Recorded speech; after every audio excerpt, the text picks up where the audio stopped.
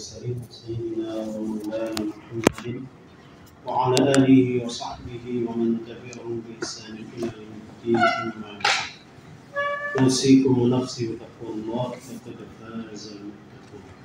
بفضل الله إن شاء الله في هذا الصباح سندخل في الحديث الخامس من الأربعين النووية.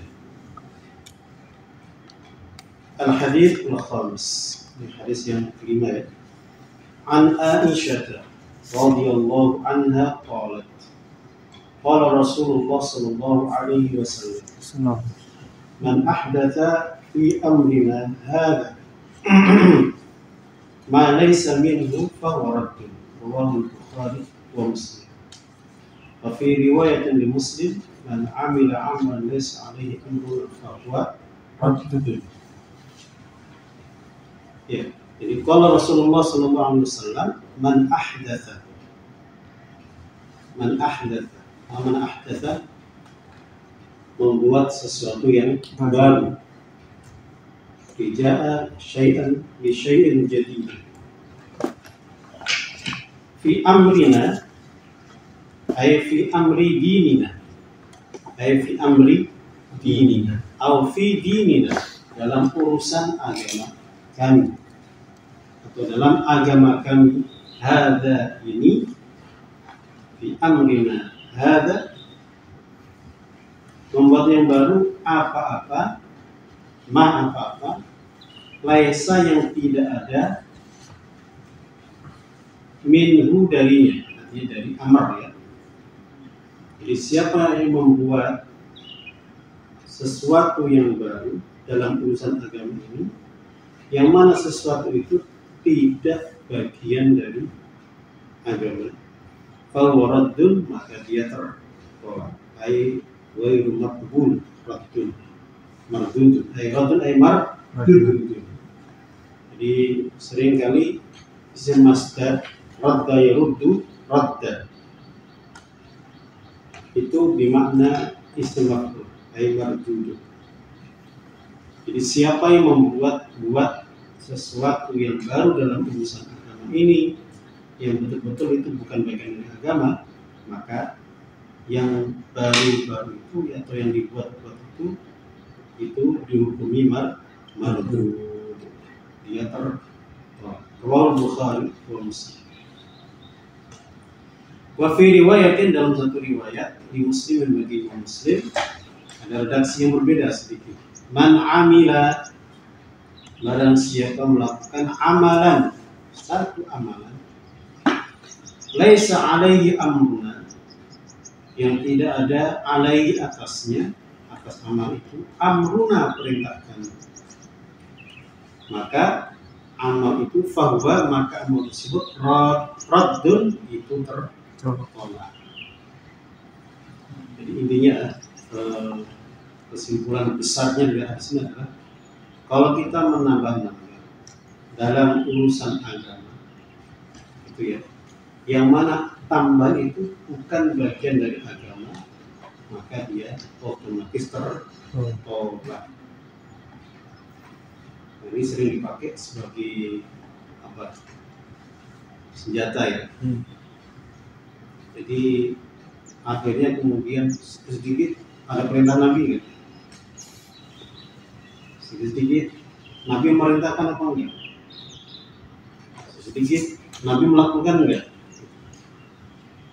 Sedikit Nabi enggak memerintahkan, Nabi enggak melakukan. Nah, itu enggak boleh seperti itu. Jadi artinya hadis ini bukan kemudian apa-apa yang Nabi lakukan terus kemudian ditolak. Apa yang Nabi perintahkan ditolak. Kita harus bisa memahami zaman Nabi, zaman sekarang beda. Artinya dalam detail kehidupan itu pasti berubah. Namanya zaman kan berubah.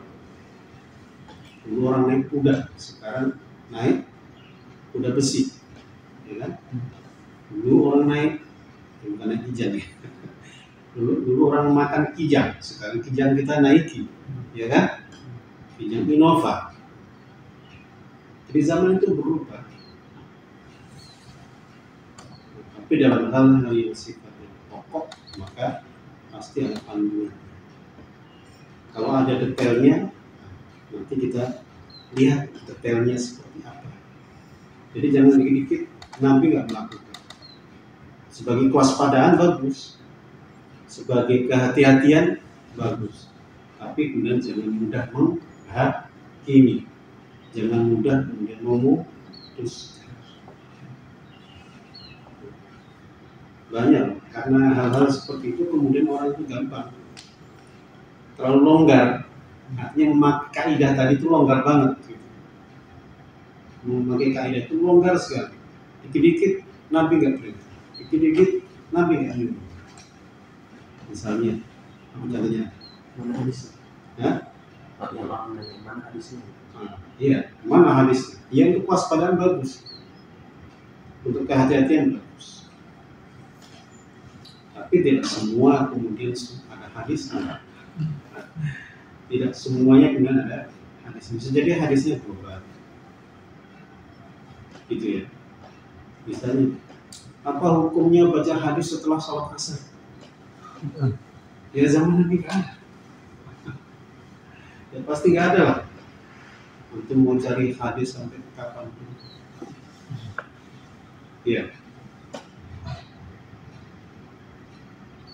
Ini sebuah program untuk menyampaikan hadis di waktu-waktu di mana orang berkumpul. Daripada orang cerai-berai di mana-mana atau satu-satu dibilangin gitu kan. Kenapa masalah gitu kan? Jadi menyampaikan hadis di waktu manusia banyak berkumpul, toh juga tidak diwajibkan kan? Harus duduk. Kan enggak kan? Yang ada kegiatan silakan pulang. Yang tidak ada kegiatan maka duduk. Enggak duduk juga enggak apa-apa. Benar enggak? Wajib enggak kalau antum baca hadis ini hadis hasan atau hadis sunnah? Enggak wajib kan? Wajib. Tapi kan disampaikan adalah hadis Nabi, maka kita mendengar. Ya kalau sekali-kali enggak apa-apa, tapi kalau diistiqomahkan, loh. Perbuatan bagus kita mengatakan bagus kan? Iya. Senjatanya itu kan nggak boleh berbuat baru dan ujian agama. Itu maksudnya. Kan baru di situ kaidahnya apa? Yang tidak ada perintah dalam agama. Orang baca hadis masa nggak ada perintah? Orang menyampaikan hadis masa nggak ada perintah? Cuman waktu kan kita memilih mana waktu yang sekarang saya tanya, ada nggak hadis Nabi yang mengatakan kajian itu hari libur? Kajian hari libur? Hari Ahad gitu. Kenapa kok hari Ahad? Karena ini orang banyak berkumpul. Saya bisa katakan antum baca hadis di habis asar bisa jadi lebih mulia daripada zikir. Dan kalau kita tanpa membandingkan zikir dengan baca hadis itu kedudukannya mirip. Kenapa? Orang baca hadis itu ibarat seperti majelis zikir. Kenapa? Mengingatkan. Ya enggak? Itu sama-sama mengingatkan. Betul kan? Ini juga dibilang kan? Ada perintahnya enggak? Kan diperintahkan setelah sholat itu zikir, bukan baca hadis gitu kan? Iya, baca hadis kan bagian dari zikir. Ini yang harus dipahamkan. Baca hadis bagian dari zikir. Zikir itu tujuannya apa? Ingat Allah. Kalau antum dikasih qala Rasulullah sallallahu alaihi wasallam, innamal a'malu binniyat.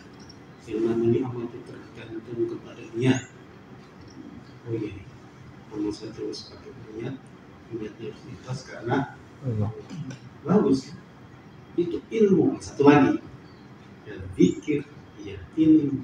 Apalagi itu qala Rasul. Tidak ada satu tempat atau waktu yang di situ ada nama Rasulullah SAW disebut atau sabda beliau diucapkan di situ ada keber.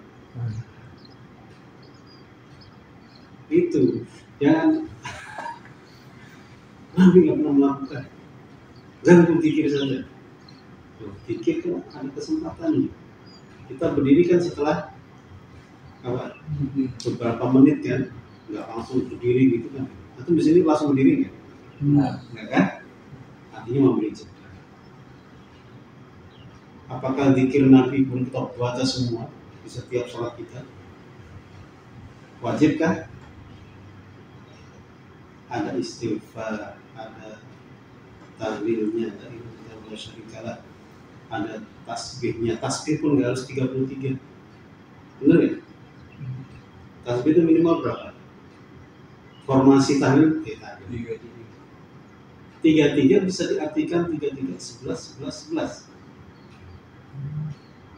Bahkan ada riwayat 10 10 10. Kan cepat itu. Allah subhanahu wa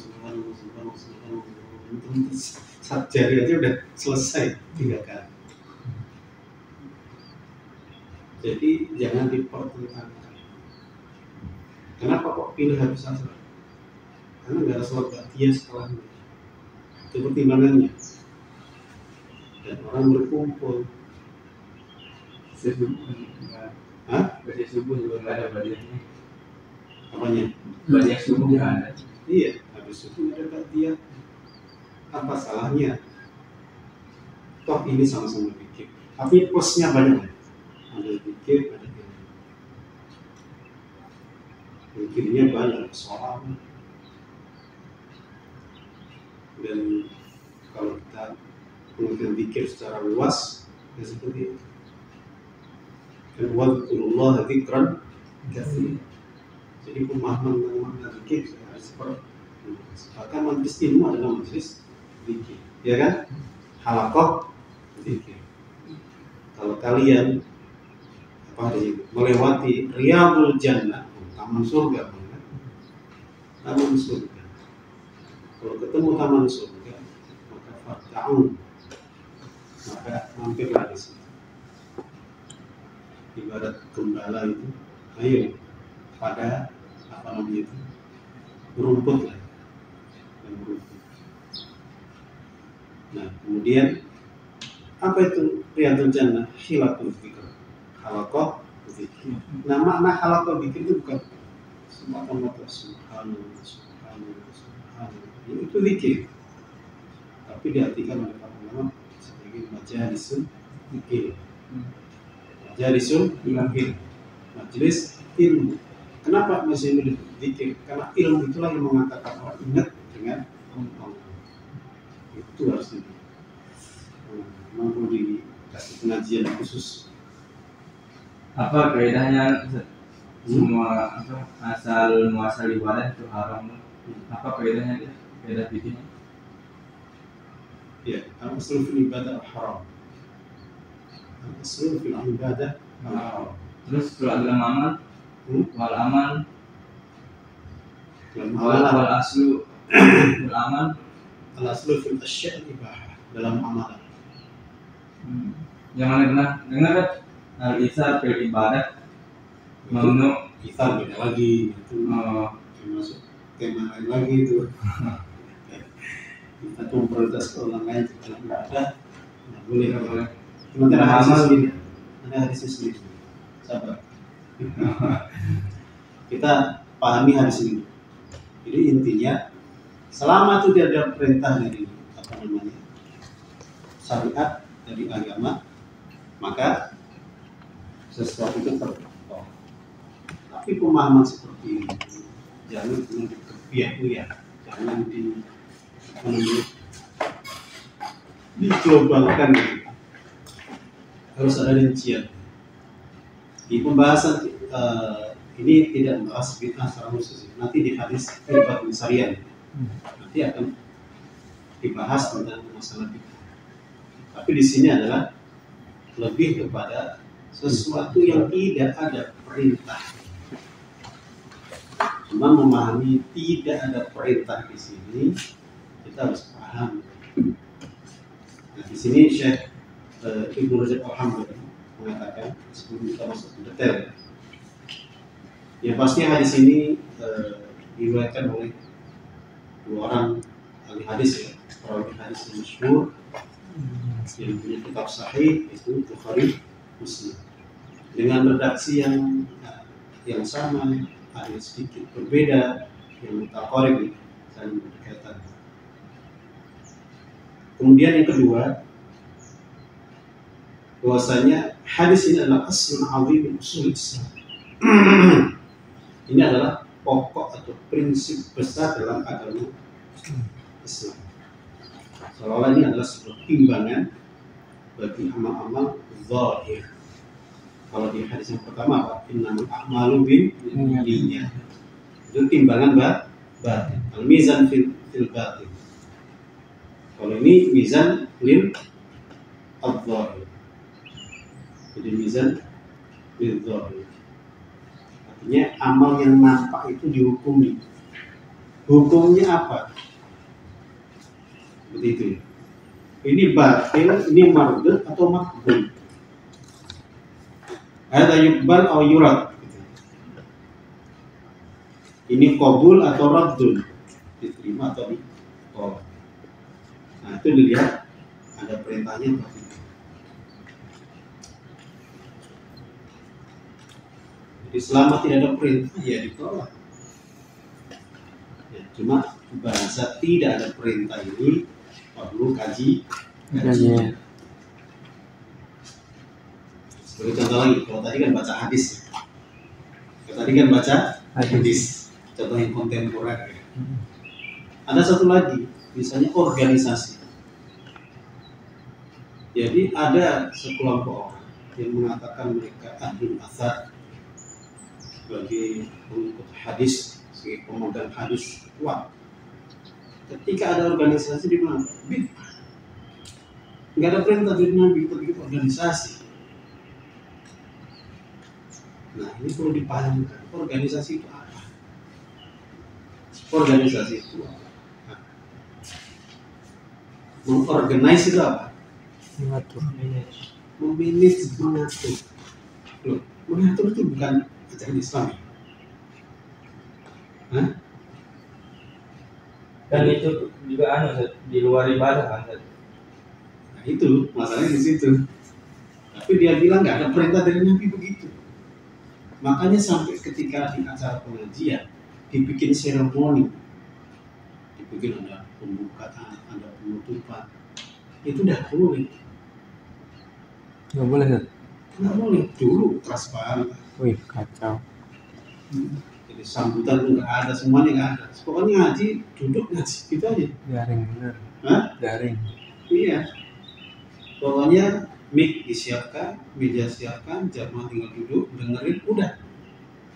Oh. Jadi kalau ada apa namanya MC membawa acara, dibuka dengan bacaan Al-Quran, silakan kepada Al-Qari membacakan Al-Quran. Nggak boleh kayak gitu. Apalagi dibuka pakai Al-Fatihah gitu. Nggak ada zaman Nabi begitu tuh. Sorry ya, Anda? Hah? Begitu kan?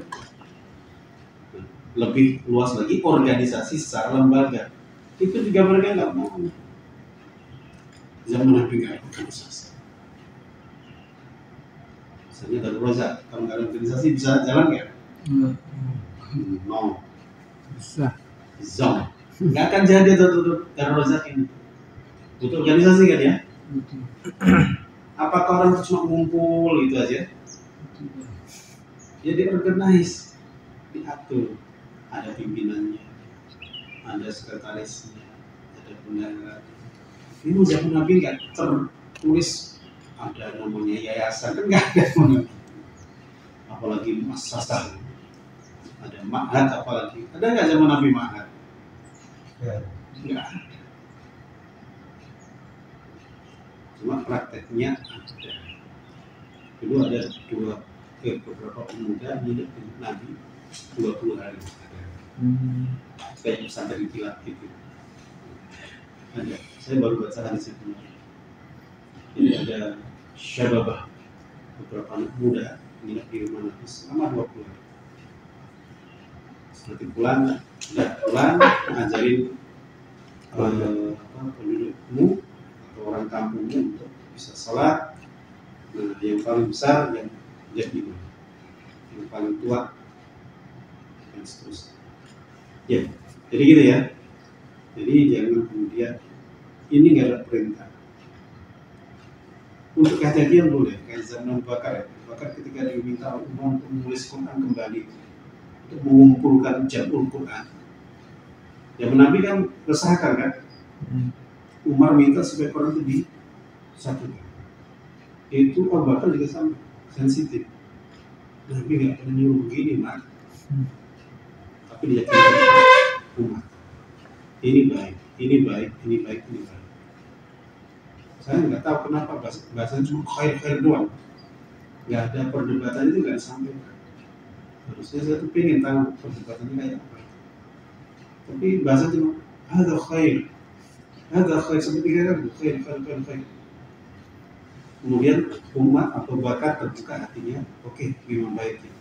Kemudian Zain bin Sabit sama juga penolakan. Nabi nggak pernah merendahkan ini. Gunung saya angkut lebih mudah daripada mindain atau ngumpulin bor. Itu kata Zaid bin Sabit. Tapi yakinkan mereka berdua. Akhirnya khair juga. Akhirnya dilakukan. Artinya apa? Sesuatu yang tidak diperintahkan Nabi dilakukan oleh sahabat. Nanti alasan itu kan sahabat. Jemaah kan? Jemaah kan? Ya. Itu kan sahabat. Nanti alasan yang begitu juga. Tapi yang dilakukan mereka sama yang kita lakukan sekarang ini. Gitu. Berapa banyak beda? Berapa banyak? Dua kan? Nanti kita bahas yang sekarang. Nanti ya. Nanti ada hadisnya sendiri. Yang benar di sini terkait ada perintah atau tidak. Saya Ibnu Rajab Al-Hambali ini dalam kitabnya ini Jamul Ulum Afrika, beliau tidak mati juga. Ya, untuk terkait bid'ah nanti ada hadisnya sendiri. Wasayat ya hadits al-aqibat bin Sariyah Nabi sallallahu alaihi wasallam man ya'ish minkum ba'di fasara ikhtilafan katsir. Itu berapa itu? Itu bid'ah. Masih ada di sini. Oke, kita langsung masuk ya. Yang pertama adalah fahadal hadis yadullu bimantuqihi ala anna kulla amal laysa alaihi amru syari' fa huwa mardudun. Ingat ya. Hadis ini menunjukkan dengan tekstualnya, dengan mantuknya, dengan makna tersuratnya bahwa semua amal jika tidak ada perintah dari syariat maka dia mardud, tertolak. Nah, mafhumnya, makna tersiratnya atau di mafhum tersirat terbaliknya wa yadullu bi mafhumihi ala anna kulla amalin alaihi amru fa huwa ghairu mardud. Jadi dengan mafhumnya, dengan makna terbaliknya yang tersirat itu, setiap amalan kalau ada perintahnya berarti dia tidak mardud. Kesimpulannya tadi menunjukkan apa? Karena kesimpulannya apa? Anna man kana amaluhu kharijan an syar'i laysa mutaqayyidan bisyar'i fa huwa mardud. Intinya siapapun yang amalnya keluar dari koridor syariat maka laysa mutaqayyidan bisyar'i, maka tidak dikatakan sebagai syariat dan dikatakan tidak terkait dengan syariat dan dia ditolak.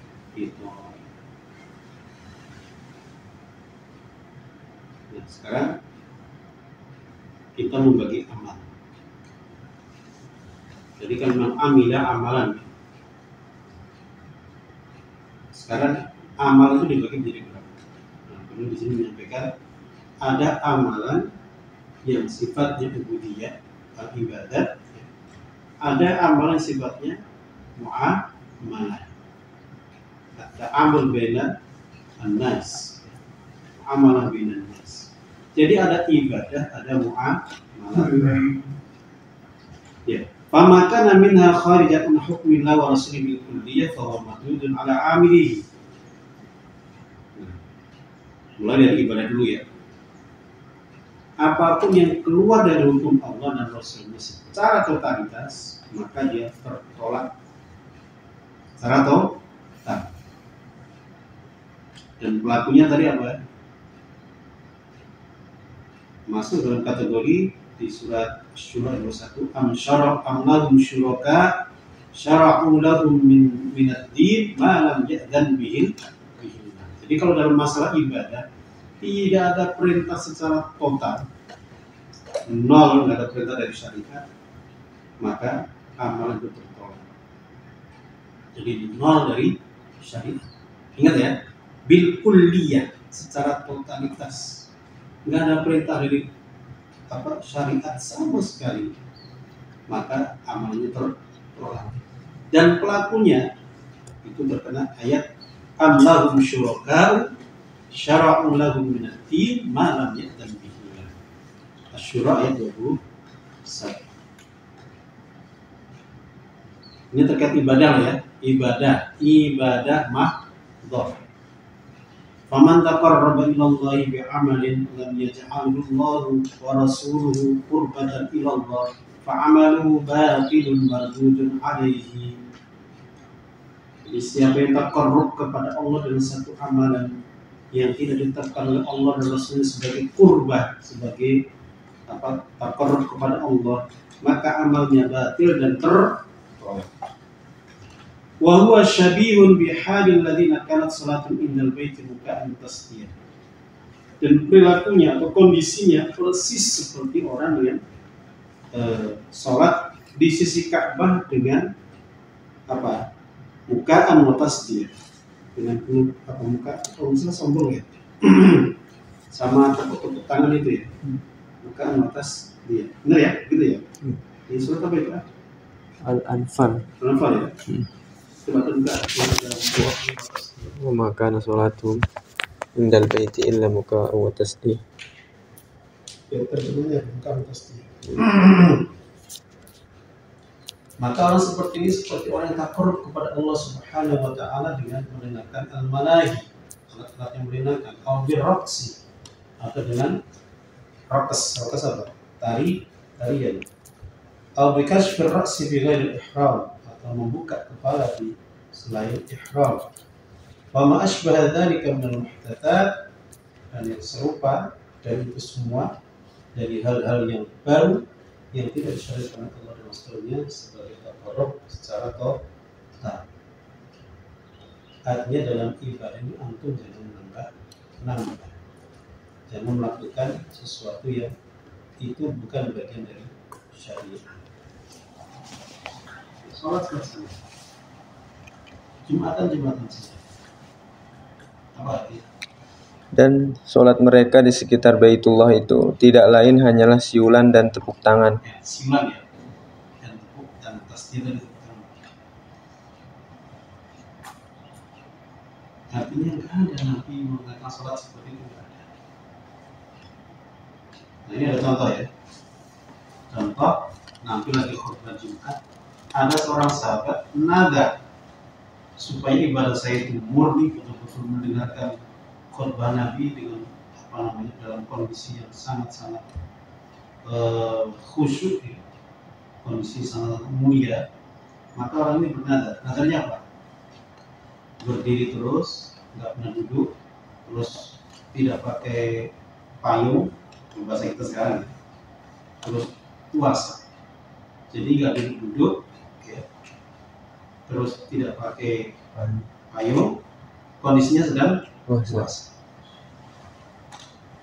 Maka itu dimarahi oleh Nabi, jangan seperti itu, suruh dia batalkan nadarnya kecuali puasa. Jadi nggak perlu orang Jumatan terus panas-panas gitu ya, terus berdiri terus dengerin khutbah Nabi. Jangan aneh-aneh. Kalau puasa silakan, tapi yang dua itu hilang. Jadi faliyakut, walistalim, tapi kemudian tetap puasa. Itu dalam rangka apa? Dalam apa?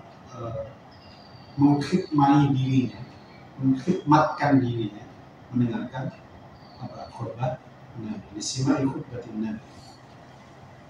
Maka Nabi melarang. Tidak boleh seperti itu. Namanya menyakiti, memudaratkan kepada fisik. Ini jelas ya. Artinya tidak ada perintah dari Nabi. Ini laisa alaihi amrun. Nabi mencontohkan lagi apa? Kaman shoma yaumal aid. Ini kan dilarang. Kok malah dilakukan? Puasa di hari Idul Fitri itu Al-Salah fi waktin nahi, atau salat di waktu yang dilarang. Berikutnya wa amma man amila amin aslu masyru' wa qurbah thumma adkhala fi ma laysa masyru'. Ada amalan yang syariatkan diperintahkan tapi ditambah-tambah. Kita lihat tambahannya apa dulu, gitu ya. Tambahnya apa dulu? Kalau nambahnya, ini misalnya, fa in kana ma akhalla bihi min ajza'il amal aw syurut aw mujib li mutalib syariah kama akhalla bi ta'arud as-salat wa qudrati 'alayha. Ditambah ini yang dikurangi ya, yang dikurangi dulu. Akhalla berarti yang dikurangi. Akhalla nanti dikurangi. Yang dikurangi misalnya orang salat tapi nggak pakai wudu, artinya toharanya hilang. Tanpa tohar, ya bisa. Nah, awal aja.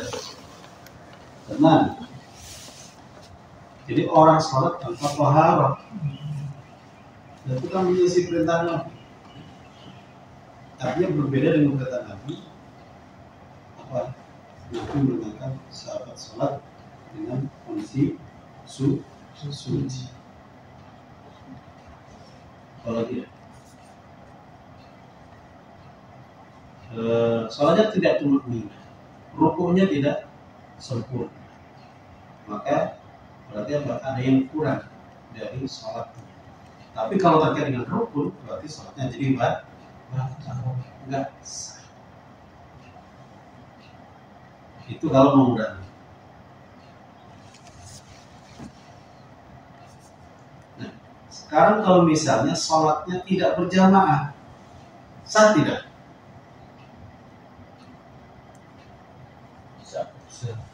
Sah, cuma natis, ada yang kurang, itu aja. Jadi kalau ada orang sholat sendiri, ya sah sholatnya, tapi natis. Apa itu nakis? Natisun, kurang. Artinya tidak sempurna. Artinya kalau mendapatkan pahala ya tidak sebanyak yang berjamaah. Tentu kalau apa-apa suka kurang, apa suka cukup atau lebih. Nah, Anda kalau makan siang, makan pagi, cuma nasi saja, cukup nggak? Kurang. Kayak gitu. Makan aja aku makan kurang. Ini dalam ibadah harus masak juga. Makan cuma nasi. Lauknya mana? Saya aja. Nah, kalau makan nasi aja cukup nggak? Nasi aja cukup? Benar. Nasi putih? Cukup. Pasti ada yang kurang. Kayak garam. Temannya nambah. Tapi ada lauknya. Sama dengan orang sholat. Kalau sholatnya fardhi, sholatul fardhi, munfaridan, maka itu najis. Sah ya sah, cuma najis. Jadi kalau kurangnya itu tidak terkait dengan rukun, bukan batal tapi sah. Artinya tadi ya raddun tadi tidak ditolak, cuma kurang. Nah ini yang kita pahami begitu ya. Jadi yang tidak sesuai perintah, maka raddun di sini harus diturunkan dalam artian dilihat praktek di lapangannya seperti apa. Baik, sekarang kalau ditambahkan, nah, udah dulu, nah, udah dulu ya, nah, kalau enggak harus mulai begini. Berikutnya, wa in kana qad zada fil amal al-mashru' ma laysa bil mashru' fa ziyadatu mardudatun alayhi. Karena ana la takunu qurbatan wa yusaf 'alayha wa takunu bil amal yaitu masjid. Jadi nambah-nambah, jadi dia disyariatkan, tapi ditambah dengan sesuatu yang tidak disyariatkan, maka tambahan itu tertolak atau minimal tidak diberi pahala, atau bisa jadi itu malah batal. Contohnya apa? Kayak kemarin kita bahas, ada orang sholat dia pengen lebih, misalnya apa? Rukuknya itu pengennya 2 kali, itu kan berlebih namanya. Kaman zada fi sholati raka'atan amdan mathalan, seperti orang yang menambahkan dalam sholatnya 1 rakaat secara sengaja, tapi terkadang nambah itu tidak membatalkan. Contohnya apa? Wudu, kaman tawaddo'a arba'an. Orang wudu itu maksimal berapa? 3. Bagaimana kalau dia wudu 4? Sudah full 1, full kedua, full ketiga, terus nambah 1 lagi 4. Sah nggak wudunya? Sah. Berarti minimal duduk tuh berapa sih? 1 kali minimal? Minimal 1, yang penting sempurna. 1 sempurna, nanti sempurna kedua, sempurna ketiga. Tapi kalau antum tambah sempurna ketiga, keempat, gitu ya, jadi kan antum nambah itu namanya. Nah, itu namanya ziyadah yang syariat tidak memerintah. Saya membatasi sampai 3. Nah, kalau begitu gimana? Kalau tadi nambah rakaat, sholatnya jadi batal. Benar kan? Kalau antum nambah rukuk justru malah batal. Dengan sengaja loh ya. Dengan sengaja. Beda kalau kemarin lupa. Yang sebelumnya sengaja, yang setelah kemarin itu permatan wisuda. Jadi kalau lupa, ya diganti. Misalnya kemarin apa? Harusnya rukuk, sujud, balik, kemudian rukuk. Itu karena lupa. Tapi kalau sengaja, itu malah membatalkan sholat. Wala yarudduhu min aslihi kaman tawadda arba'an aw sama al-laila ma'annaha wa wasala fi siyamnya. Puasa wisal. Mana hukum puasa wisal? Puasa siang hari sampai maghrib sudah selesai, disambung sampai subuh lagi. Namanya puasa wisal. Ya, puasa yang dilakukan tadi sah. Nah, wisal nyambung yang sampai pagi hari itu yang tidak boleh. Nah, jadi makna madhub itu perlu didetailkan. Artinya pembahasannya yang kayak begini, jangan kemudian ujuk-ujuk langsung tidak diterima. Mudah, gitu ya. Waqad ibadalu ba'du ma yumal bi fi ibadati wa huwa man kaman satara awrata bis salati bi thawbin muharramin. Nah, ya. Ada orang sholat dia nggak nutup aurat.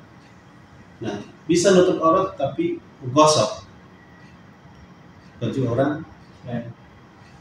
di luar, diambil pakai untuk sarungan misalnya. Dia pakai celana pendek, tidak salah juga sih. Nah, ketika sholat ngambil sarung orang dipakai. Gimana sholat seperti ini? Apakah batal sholatnya? Atau tetap sah sholatnya? Kalau madzhab Ahmad batal sholat. Nah, kayak gitu. Pemahaman madhab di situ ada ulama beda. Kalau ulama Syafi'iyah Salatnya tidak batal, artinya salatnya sah, tapi nyurinya adalah dosa. Jelas ya? Jadi itu di situ harus dipahami dengan detail. Ya, inilah yang benar yang dibahas seperti ini.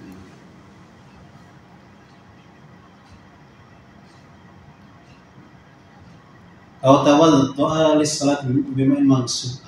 Wudu untuk salat, tapi airnya air gosok, air curinya.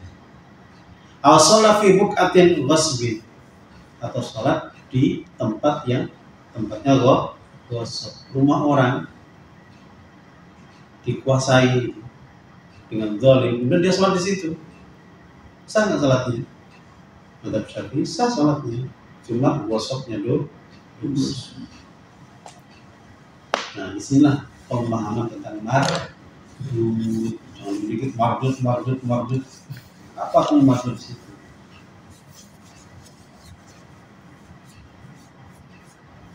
Baik. Sama dengan haji, dengan harta yang haram. Hajinya sah nggak? Ya, para koruptor ketika sholat haji di Masjidil Haram, sah nggak hajinya? Secara zahir sah. Kenapa? Syarat rukunnya terpenuhi. Tapi masalah harta haramnya itu urusan dia dengan Allah Subhanahu wa Ta'ala. Sama kayak penjual bir gitu. Hah? Kan yang dijual bir. Nah. Digili banyak bisa. Orang-orang kan orang gili banyak uang kan nggak tulis. Yang dijual tuh bir. Tapi nanti hasilnya itu bukan dari haji set. Iya. Ya sama. Dari harta yang haram. Sah nggak hajinya? Sah. Cuma duitnya yang haram. Sama berarti. Ya sama, sama-sama dari haram. Orang nyuri, orang jual beli barang yang haram kan sama saja. Cuma bedanya kalau jual beli lebih soft gitu ya. Kalau nyuri hard gitu ya. Ada kekerasan. Sama dengan mau nyembelih, tapi pisaunya curian. Sebenarnya sah nggak? Sah. Yang dosa apa? Nyurinya. Gitu ya. Ya, inilah. Jadi mendetailkan permasalahan jadi membumikan permasalahan. Jadi jangan dikit-dikit mardut. Baik. Nah, sekarang masuk di muamalah. Kalau tadi ibadah. Jadi ditelisik lah. Jadi ibadah itu ya selama tidak ada perintah maka dia tidak diterima. Nah, tapi ada detailnya. Sekarang contoh lagi, orang puasa 1 tahun. Gimana? Sah tidak? Puasa 1 tahun. Yang penting dia tidak puasa Id, puasa hari tasyrik. Udah. Sah nggak? Sah. Boleh tidak? Boleh. Boleh. Selama tidak menimbulkan mudarat. Boleh. Kenapa? Ya puasa ada syariat. Gitu ya. Jadi kata Imam Nawawi, selama tidak menimbulkan mudarat maka tidak masalah. Statusnya boleh. Apakah sunnah? Lihat dulu. Karena nggak anjuran Nabi seperti itu. Gitu ya. Baik. Berikutnya terkait muamalah. Wa ammal muamalatu al-uqudi wal fusuhi wa nahwihima fama kana minha tabiyyun awdah asy-syar'i kadzalika hadits uqubat al-mali wa minhu al asli. Dalam hukum muamalat, hubungan antar manusia. Nah, muamalat nanti macam-macam ya. Ada yang terkait dengan muamalat maliyah dan muamalat yang sifatnya non maliyah. Misalnya apa? Di sini masuk jinayah ini. Artinya bersentuhan dengan mal. Ada orang zina, permasalahannya sudah sampai di hakim, sudah mau dihukum, boleh nggak diganti dengan denda? Boleh nggak diganti dengan denda? Denda berupa uang, karena boleh nggak? Saya bayar 1 miliar deh, mohon dimaafkan. Nah, kayak begitu nggak boleh. Sebagaimana dulu pernah zaman Nabi ada apa namanya? Inna ibni kana asifan ala fulan fazana bimra'atihi faftadaitu minhu bimi'ati syatan wa khadim. Jadi ada yang melakukan perzinahan dengan satu kabilah, perempuan dari satu kabilah, dan ditebus dengan 100 kambing dan 1 pelayan. Wow. Kambing plus penggembalanya itu, 1 budak dia yang menggembalakan. Enak nggak? Jadi ditebus begitu. Apa kata Nabi? 100 kambing itu dan budaknya kembalikan, tarik balik. Sementara anakmu tetap dijilid dan diasingkan selama 1 tahun. Tagrimu amin. Artinya apa? Jadi menukar jinayah dengan denda maliah itu tidak boleh. Kemudian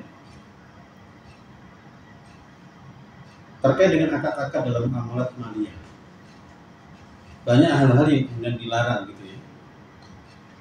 Misalnya apa? Riba. Jadi ketika terjadi riba, maka itu berarti menyelisih perintah Allah dan Rasulnya. Gitu ya. Walaupun saling ridho. Orang ngambil harta riba itu ridho apa enggak? Zahirnya saja ridho. Batinnya ridho enggak? Enggak ridho. Jadi orang berbunga itu enggak ridho sebenarnya. Dia terpaksa. Ini ya. Nah, nanti terjadi perselisihan di antara ulama. Nah, terus riba kayak begitu gimana? Sudah terjadi. Jadi misalnya orang amalatnya dengan metode riba. Apakah sudah terjadi kemudian ada timbul kepemilikan apa tidak? Nah, ini ulama berbeda-beda. Nah, ini memahami maksud saja. Harusnya kan tertolak ya, ya kan? Nah, bisa. Ini kan tertolak. Tapi tertolak itu maknanya bagaimana? Jadi ini tidak hanya pembahasan soal ibadah saja. Masalah muamalah bagaimana? Kalau hartanya harta riba sudah diterima, ini apakah sah secara kepemilikan atau tidak? Transaksinya haram ya. Lihat nah, itu betul. Ya, transaksinya ribawi, udah jelas haram. Nah, permasalahannya ketika sudah terjadi, apakah kepemilikannya sah? Ribanya itu sah untuk yang ngambil. Di situ ulama berbeda pendapat. Sebagian mengatakan kalau sudah dimiliki ya sudah. Yang lain mengatakan harus dikembalikan. Kan riba haram kan? Iya. Kan di Indonesia ini kan pakai MI Zat. Kalau dia misalkan sebuah bank atau gimana tuh, sebuah perusahaan di daerah-daerah tuh, orang ngambil ini nyicil gitu pasti ada bunganya kan saja. Iya. Kenapa nggak diharamkan sama MI saja? Di ketok palu itu nggak boleh sudah. Yang sudah. Gitu. Tapi masih dilakukan, kenapa nggak diproses? Gitu? Masalahnya kan undang-undang ini berubah. Undang-undangnya kan yang satu menjaga ini, satu menjaga ini. Jadi artinya apa? Ini sebagai pilihan. Artinya kalau orang yang muslim yang menjaga ya nggak bakal konvensional. Pasti dia mendekati yang syariah. Kita bukan negara Islam. Masalahnya di situ. Yang penting kita terfasilitasi. Ini yang nggak boleh, ya jangan deketi. Kalau ini yang boleh, yang bagus, pilihannya ada alternatifnya, maka alternatifnya ini. Sampai Saudi aja sama apalagi kita. Tapi kalau misalkan ikhlas kayak gitu Ustaz kan, dia ngambil tuh udah tahu dia itu kan riba Ustaz. Iya. Dan nyicil tuh gimana tuh Ustaz? Dia sama pembelinya, misalkan aneh Ustaz, Iya. ngambil apa ya? Ngambil kulkas lah, nyicil Ustaz. Nyicil sehari 100. Itu kan pasti nanti ada lebih dari ribanya kan? Iya. Aneh tahu Ustaz gimana tuh hukumnya? Ya, berarti antum melakukan sesuatu yang tidak boleh, enggak ya? Kan bukan sama antum ya. La'anallahu akibar riba wa mukilahu wa syahidaihi wa katibahu. Dan Reza. Jadi Allah melaknat siapa? Pemakan riba, pemberi makan riba, saksi riba, dan penulis mencatat riba. Jadi kalau antum ambil pilihan itu, berarti antum ngasih makan riba. Pepet gimana? Itu nanti urusan sama Allah. Jadi kalau darurat itu nanti ada hukum khusus. Tapi kalau bukan kepepet, jangan. Intinya untuk zaman sekarang kita bisa mengukur diri. Ini penting atau tidak? Kalau penting ya mau gimana lagi? Kalau nggak penting, misalnya antum mau usaha. Kalau nggak pakai itu, bisa. Tapi kan sekarang pilihan banyak. Antum bisa nggak harus ke tempat yang pakai riba-riba itu. Bisa pakai kalau yang kecil ya paling pakai BNT. BNT kan betul memang Watamwi, bisa PPR syariah bisa, itu lain semua. Gitu. Jadi kita dihadapkan pada pilihan. Jadi kalau di Indonesia ini kembali kepada kesadaran kita masing-masing. Ya, jadi makna mardud itu tadi ya. Nah, detail mardudnya ini yang perlu dibahas. Ya tadi kan, katanya tadi riba, gimana? Sah nggak kepemilikan? Kalau yang berpendapat haram, kalau haram ya sudah haram. Berarti nggak terjadi kepemilikan. Kalau zaman Nabi, ketika terjadi riba, maka beliau langsung bilang, yang penting ambil pokoknya, jadi banyak kembali. Jadi kalau jual beli barang itu nanti ada akad namanya akad murabahah. Itu boleh. Misalnya antum butuh kulkas harganya 1 juta, saya beli 1 juta, anda jual ke antum. Anda yang untung 150 ya, razia. Jual selama 10 bulan. Tapi berapa bulan? 120. Yang penting ini adalah hutang. Ini jual beli tadi. Boleh dalam Islam, boleh. Artinya ditentukan. Tapi ingat, Sales gitu saja. Sales. Dia ngambil barang aja. Enggak ada. Sales nggak pakai. Ini aneh sama antum aja. Aneh pernah ngambil tuh 150.000. Antum tahu kan? Dari Riba kan? Riba masukkan Ustaz. Enggak lah. Kok riba gimana? Riba, itu untung gitu Ustaz. Oh riba. Nah, Ya untuk. Itu namanya murabahah. Murabahah. Jadi anda belikan itu hanya cicil selama 10 bulan. Tambahnya udah 10. Itu namanya riba untung. Kalau riba itu dia nggak mikir macam-macam. Pokoknya bunganya segini, tidak aja. Bunganya segini. Nanti kalau telat bayar tambah. Nah, itulah ribanya. Jadi denda itu tambahan. Jatuh menjadi riba. Kenapa? Menambah atas piutang. Menambah atas hutang. Hutangnya bertambah. Yang hutang yang udah bukan 1 juta 150, udah jangan nambah-nambah lagi. Nah, yang kayak gini itu namanya martu. Jadi kemana martu itu jangan cuma bahas sholat saja. Ini luas sekali. Nanti kalau apa kita Ramadan akad-akad ini aja ya. Akad-akad jual beli banyak banget itu. Kalau kita ngambil untung terlalu banyak gimana Seth? Ya kasihan yang diambil untungnya. Ya artinya nggak masalah. Ngambil untung banyak itu nggak masalah. Cuma nanti bisa ada konsekuensinya. Ternyata ya si Jamal itu ya gak karu-karuan ngambil untungnya. Jangan ambil dari dia lagi. Kan sangat sih. Tapi ngambil untung banyak boleh. Cuma itu mau siap-siap untuk menebar apa namanya jebakan, menjebak orang.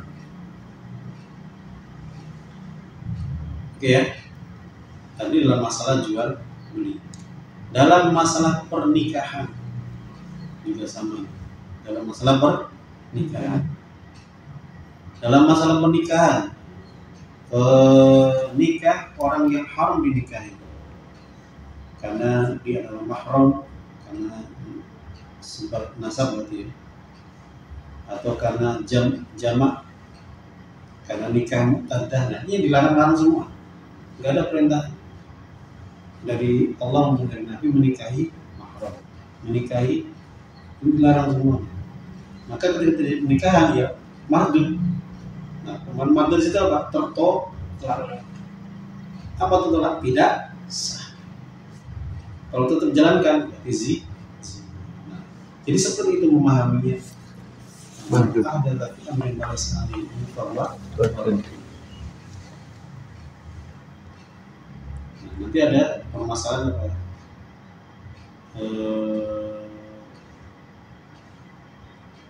Permasalahan tolak ya,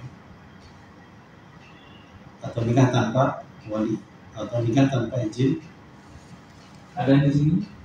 Hah? Ada di sini? Apa nih? Hukumnya ada. Kalau nikah siri itu gimana sih Seth? Nikah sih sah, kenapa nggak sah? Cuman tidak tercatat itu aja. Nikah siri itu pakai wali nggak Seth? Oh iya, kalau nikah nggak pakai wali berarti bukan kategori siri. No? Siri itu artinya tidak dicatatkan Sama negara ya? sama negara, sama petugas resmi. Misalnya Jamal pengen nikah, ketemu bapak si perempuannya, terus Pak Haluk jadi walinya, wakil walinya. Kemudian disaksikan tetangga-tetangganya, disaksikan yang lain-lain. Kamu nggak hadir, itu namanya sir. Berarti kedua orang tuh harus tahu gitu Seth? Ya iya. Yang penting yang perempuan, kalau laki-laki nggak urusan. Oh, yang perempuan harus. Ya Yang udah lah, laki enggak. karena walinya ayahnya. Jadi misalnya antum datang ke mana? Ke Sumatera, itu kan orang Lombok kan, bukan ke Sumatera. Orang tua antum nggak hadir, siapa nggak hadir, antum cuma pemberitahuan saja. Dia nikah di Sumatera sama si yang perempuan Fatimah, bapaknya Ahmad, ibunya Aisyah, disaksikan tetangga-tetangganya. Nggak ada kamu yang hadir, itu namanya sir.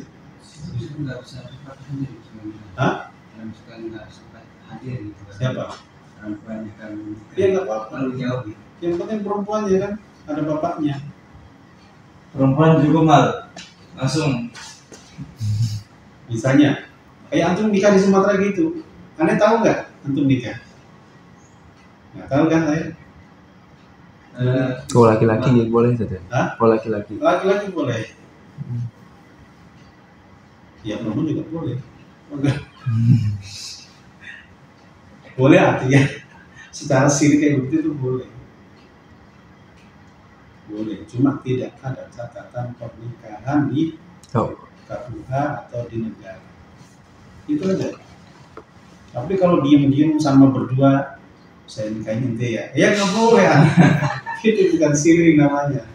Itu nikah apa? Akal-akalan. Sorry ya Nan.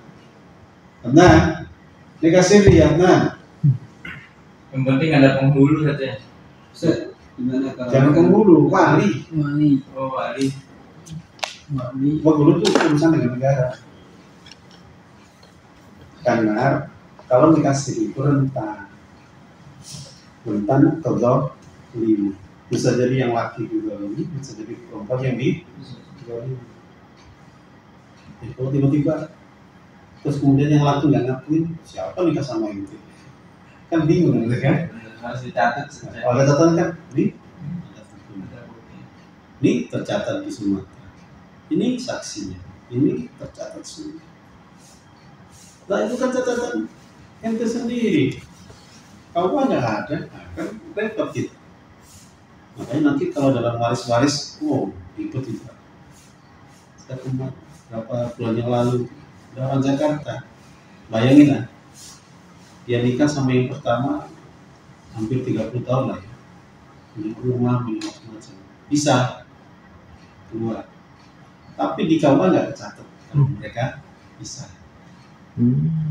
Setelah pisah itu dia nikah sama perempuan, 1 tahun meninggal lah, bingung tuh warisnya. Kenapa bingung? Yang istrinya karena belum naik ke pengadilan, belum ada surat cerai. Artinya secara legal formal itu masih istri. Pernah dapat waris nggak? Berat. Kenapa? Secara legal masih ada. Kuat dia. Walaupun secara prakteknya dia udah cerai. Artinya bukan istri. Kalau nggak istri kan nggak layak dapat waris. Nah, sementara yang ditinggal, yang dinikahi yang terakhir itu baru setahun, itu pun belum dicatat di KUA. Bingung kan? Yang ini nggak berhak tapi legal, yang ini berhak tapi tidak legal dalam artian negara. Bingung kan? Maksudnya? Ya, antum paham nggak? Yang satu kan udah nikah 30 tahun, Zat. Ya, cerai, tapi belum naik ke pengadilan. Belum ada surat cerainya. Cerainya belum Oh, ada. surat cerainya belum ada. Ya. Yang satu dinikahi siri. Jadi Belum ada di KUA. Nggak ada catatan KUA. Didatangi. Ada juga dua-duanya syirik, Zat. Enggak. Terus gimana coba? Ribet. Yang satu dapat waris harusnya siri kan? Ngurusin Catatannya nggak ada. ngurusin. Yang satu nggak dapat, tapi catatan resminya dia masih istri. Nah, nanti kalau orang pengen harta, cari alasan sama siapa bilang saya cuma pisah aja. Gitu kan bisa. Tapi kan Zat, dia tuh kerjasamaan belum 30 tahun di saat pertama bersama. Itu nanti masalah begini. Nanti masalah begini. Masalah begini. Apakah ya kalau harta semuanya kebalikan punya suami gimana? Kalau gini itu sebenarnya ketika sudah menikah, harta menikah itu hanya di Indonesia kan di undang-undang perkawinan. Di dalam hukum Islam sebenarnya nggak.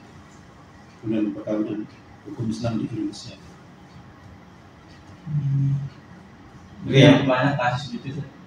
Iya. Jadi ini kalau ini kan pembahasan nikah tanpa Madrut gitu. kalau tadi siri itu tetap ada wali. Kalau nikah tanpa wali, namun nikah akal saja. Ini kok masih bahas ini lagi ya? Tadi nikah tanpa wali, sekarang balik lagi.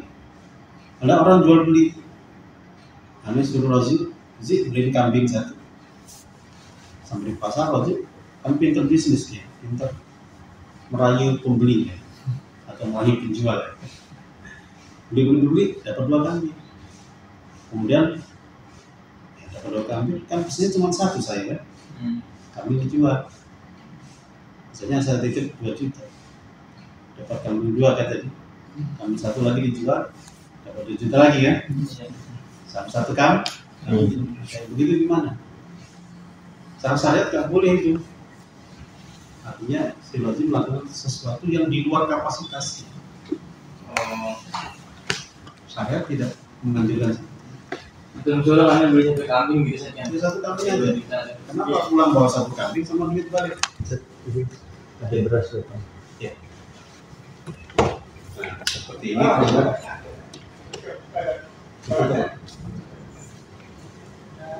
Ya, kata-kata marjutnya ini bagaimana? Jadi penjelasan marjutnya ini bagaimana? Maka kemudian ternyata ini terjadi pada Nabi. Artinya Nabi mengalami seperti itu dengan Urwah al-Bariki. Urwah al-Bariki.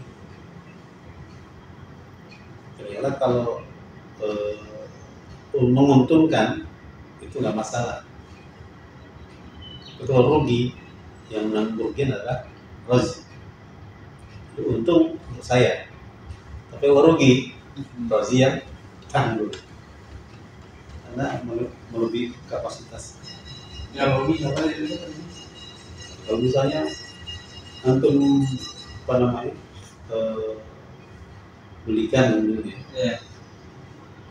kemudian dapat 2, kemudian dijual lagi ternyata malah karena rugi. Kalau tadi kan untung kan, Iya untung. kan bisa jadi rugi. Ternyata yang antum beli itu barang yang di bawah harganya, kan bisa jadi. Kayak gitu. Jadi kalau rugi maka tanggung sendiri. Kalau apa namanya untung itu untuk yang mewakilkan. Nah, berikutnya tasarruful marid, perilaku seorang yang lagi sakit. Misalnya orang lagi sakit, sakitnya kritis. Kalau dia ketika kondisi sakit seperti itu,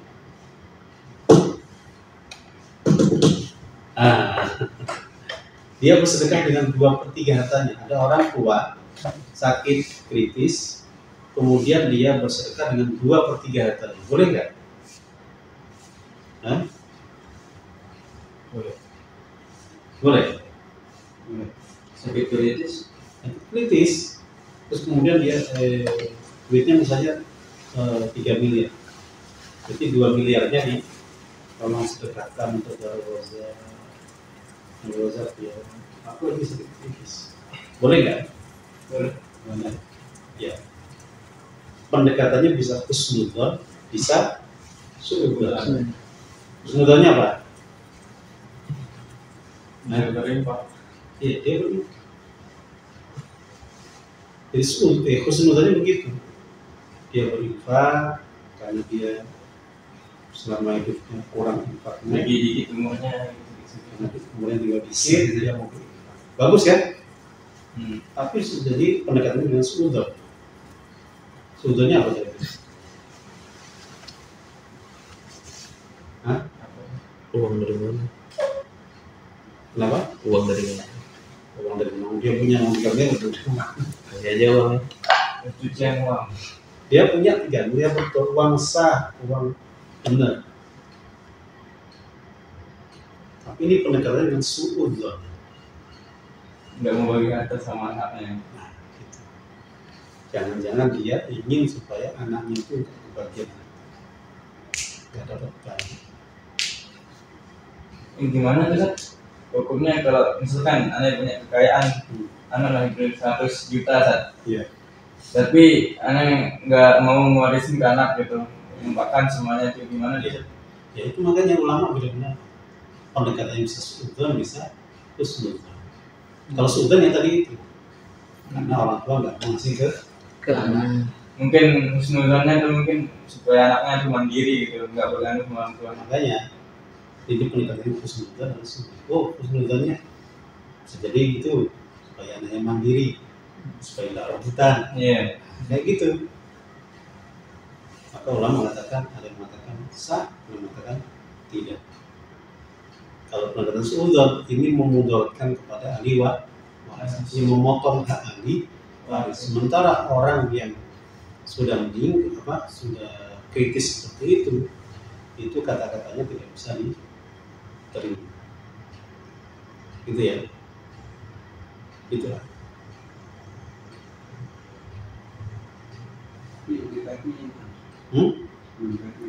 Ya ulama. Ini khilaf ya.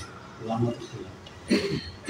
Kalau mazhabnya Imam Ahmad kalau nggak salah suudzon, artinya Harus ahli waris. ini harta adalah harta sudah menjadi milik ahli waris. Kalau Imam Syafi'i husnudzon, mungkin dia ingin bersedekah, husnudzon, jadi disahkan. Artinya, jadi kalau dia wasiat itu disahkan.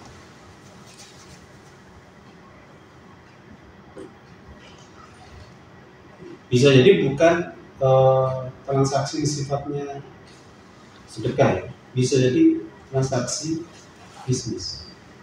Bisa jadi. Kalau udah meninggal bapaknya tuh berarti udah ke anaknya gitu ya. Kalau udah meninggal itu jadi harta waris. Kan anak punya lapangan depan gitu, ini meninggal gitu, anaknya masih, terus anak-anak nih ingat infakkan gitu ke wakapan ke masih nggak apa-apa berarti. Ya boleh. Ada ahli waris enggak? Ada. Nah, kalau memang ahli warisnya cuma anak-anak, yang lain bukan ahli waris, ya bebas aja. Tinggal lihat ahli warisnya siapa. Misalnya ada anak laki-laki, anak laki itu paling sakti. Ada anak laki-laki, saudaranya bapak hilang semua.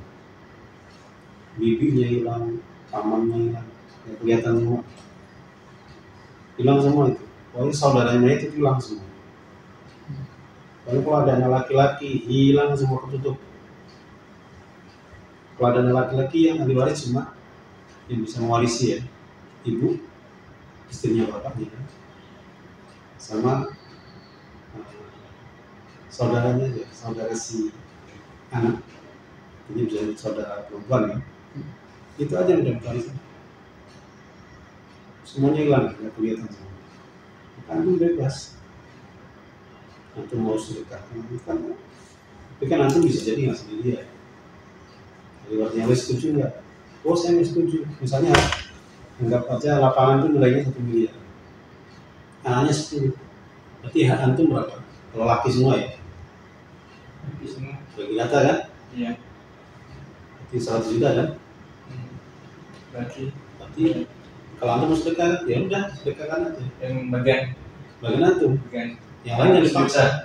100 juta saja. Iya. Yang lain yang dipaksa. Kalau antum yang setuju, enggak. Yang lain yang dipaksa. Yang setuju 5, yang setuju 5. Berarti yang 5 yang sedekah. Yang 5 tidak. Yang gampang ini dijual, dapat duitnya. Atau antum beli hak yang 5 itu. Jadi antum berlima bersedekah udah kan? Clear.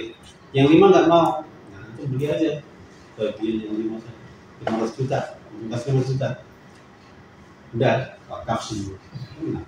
Itu kebanyakan sekarang dijual semua. Yang paling enak bagi itu kalau dijual semua.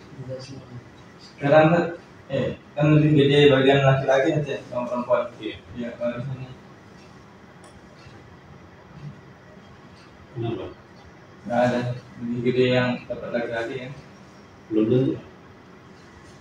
Kalau secara buruk memang laki-laki lebih gede. Tapi kadang-kadang perempuan bisa lebih gede. Kenapa? Ya karena posisi yang bisa jadi. Enggak.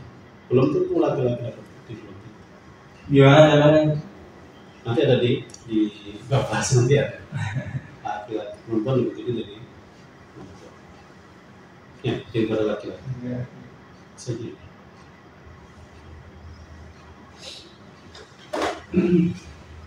Oke, tiga itu ya. Dijumlah. Iya, 8-10 nggak kerasa. Oke ya. Jadi sekali lagi pengertian laisa alaihi amruna ini perlu kita kaji. Terus mardutnya juga perlu kita kaji. Karena sebagai ulama tidak kemudian sepakat dalam pengertian mardutnya, artinya dalam penjabarannya lah. Ya, tadi kan nikah nanti sebenarnya ada banyak, ada cerai 3 kan 3 kali. Allah nggak pernah perintahin kan, nggak ada perintah Allah orang cerai langsung pilih. Nah ini kan dilarang gitu kan, jatuh nggak tolak. Kalau jumhur jatuh, bahkan dijatuhin 3 langsung. Kalau dia ngucapin saya talak kamu 3 gitu. Iya, saya tolak kamu 3, tolak 3 langsung. Nah, jatuhnya apakah 1 atau 3 semua? Atau justru nggak jatuh sama sekali? Nah ini beda. Makanya mardutnya itu maknanya mardut. Ada mengatakan tidak terjadi, kenapa? Melakukan yang haram maka tidak sah. Oke? Yang satu kita layani karena dia minta 3, karena orang yang melanggar itu harus dihukum berat, maka sesuai dengan kemauannya dilayani jadi 3. Dia mengatakan ya, masa tolak langsung sekaligus 3. Tolak itu udah dibagi sama Allah jadi 3. At-talaqu marratan. Jadi 1. Walaupun dia ngomong saya tolak kamu 1000 kali, tetap jatuhnya 1. Ini pendekatan ulama mardud itu begitu ah. Jadi detail mardudnya itu masih ada. Ulama beda. Nah, kawan-kawan itu suka ngambil cuma 1. Ini yang benar menurut dia dan dianggap yang lain semuanya salah. Paham ya? Maksudnya paham kan ya? Kalau udah talak 3 kali nggak boleh dinikahi lagi deh. Harus Dan kalau dia dengar 3, dia harus nikah sama yang lain, sudah berkumpul, kemudian kalau belum berkumpul gimana? ya harus kumpul. Ada pernah baca cerita dulu kan dia ini seorang budak sama raja. Budaknya ini cantik dia udah 3 kali nikahnya. Nah terus dibilang kau ini kamu nggak boleh nikah lagi karena udah 3 kali cerai. Akhirnya dipanggil budak yang hitam tuh, dinikahin dari dulu, dinikahin. Yang kumpulin. Ya yang budak laki perempuan dari yang lanjut tuh dinikahin sama budak yang satu budak hitam, dinikahin dia. Nah terus udah nikah sah, disuruh udah cerai orang sama raja tuh, ceraikan suamimu kan gitu dibilang kan, ceraikan istrimu disuruh yang budak hitam. Budak yang hitam nggak mau. Orang dia cantik nggak bisa ceraiin kan gitu. Tapi terus yang disuruh sama Kodi nih, kalau begitu yang perempuan nih yang buat gugat cerai gitu kan, laporan bahwa gini-gini boleh kan aja. Tapi kalau belum merasakan nggak boleh, harus merasakan dulu, harus berkumpul. Raja gitu. Syaratnya harus kumpul. Raja langsung cerai, jadi langsung nikah lagi sama raja itu. Karena hadisnya jelas, hatta tadzuqa usailataha wa tadzuqi usailataki. Hatta tadzuqi usailatahu wa tadzuqa wa yadzuqa usailataki. Sampai dia merasakan madumu dan dia merasakan kamu merasakan madunya. Artinya berkumpul. Misalnya berkumpul, kalau berkumpul enggak bisa sah. Hati-hati. Oke, segala itu ya. Ini permasalahannya banyak, cabangnya banyak. Makanya disebut aslun azim. Ini hadis pokok. Yang di bawahnya banyak masalah. Jadi pernik. Makanya nggak mudah ya, masih tahu dan tidak ada perintah tolak. Gitu. Pernah betul, nanti ada detailnya di setiap bab fikih nanti ada. Mungkin satu lagi yang tambahin.